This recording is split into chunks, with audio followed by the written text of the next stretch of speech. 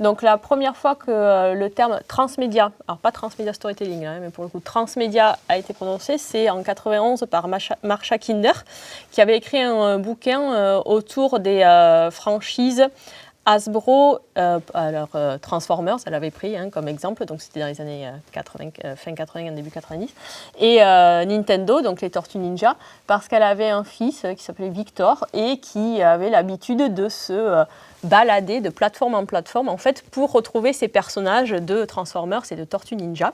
Donc elle remarquait qu'il regardait les séries télé, qu'il se baladait sur les comics ou les mangas, qu'il avait les figurines et qu'il jouait avec ou les jeux, voilà. Et donc pour elle, tout cet écosystème, elle l'avait appelé ça des superstructures transmédia.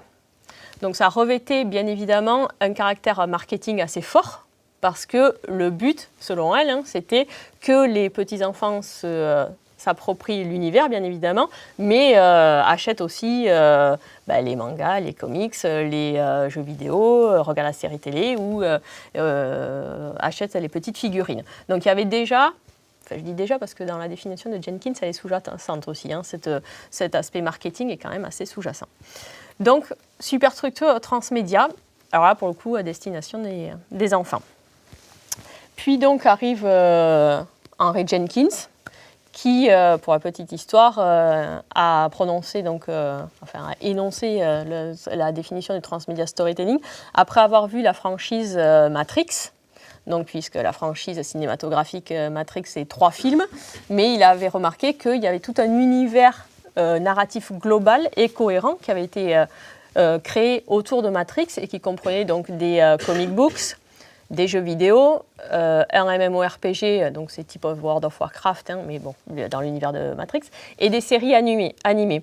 Et toutes ces plateformes donnaient un ensemble cohérent, narratif, global de l'univers Matrix. Alors, bien évidemment, si on voulait, on pouvait regarder que la trilogie cinématographique, mais si on avait envie d'avoir des détails sur des personnages, sur des lieux, sur des intrigues, il fallait se déplacer sur toutes ces plateformes et aller chercher donc toutes ces informations.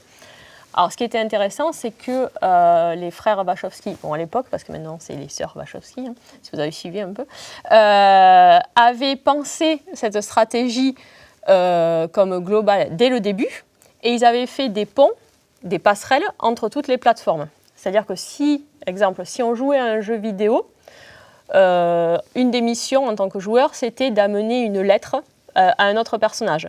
Et cette lettre, on l'a retrouvée dans un opus cinématographique dès le début du film.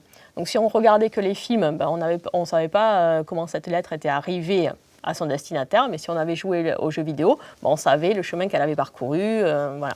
Donc c'était assez intéressant d'avoir tous ces ponts et tous ces liens narratifs qui faisaient passer le spectateur de plateforme à plateforme, là, pour le coup. Donc à partir de là, il a prononcé donc, sa définition, que je vais vous redonner après, de transmedia storytelling, qu'il a redéveloppé dans Convergence Culture, bien sûr, dans lequel il développe justement cette étude de cas autour de Matrix, donc il détaille toute cette stratégie transmédiatique. Puis il y a des thèses après qui sont sorties, donc je suppose que vous êtes tombés sur le nom de Christy Dena déjà, ou de Geoffrey Long.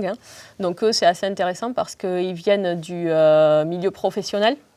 Donc en particulier, Geoffrey Long a bossé pour Ubisoft, par exemple, où il faisait, les jeux vidéo sont par essence transmédiatiques.